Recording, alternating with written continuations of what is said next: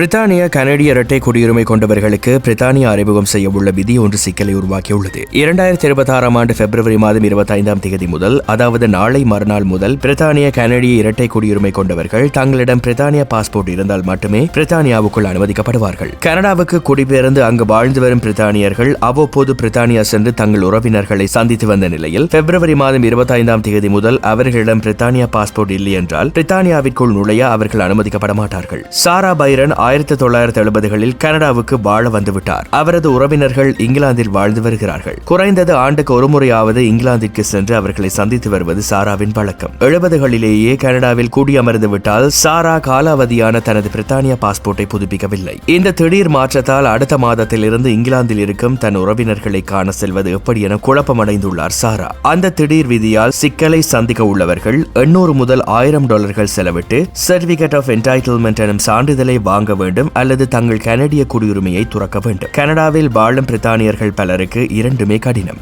நான் என்னிடமுள்ள கனடிய பாஸ்போர்ட்டின் உதவியால் உலகம் முழுவதும் பயணிக்கலாம். ஆனால் நான் வளர்ந்த என் நாட்டிற்கு செல்ல எனக்கு அனுமதி இல்லை. வேடிக்கைதான் என்கிறார் சாரா. விடயம் என்னவென்றால் சிக்கல் சாரா போன்ற சிலருக்கு அல்ல. பிரித்தானியாவில் பிறந்து கனடாவில் வாழ்ந்து வருபவர்களின் எண்ணிக்கை 4,60,000க்கும் அதிகம் என்று கூறப்படுகின்றமை குறிப்பிடத்தக்கது.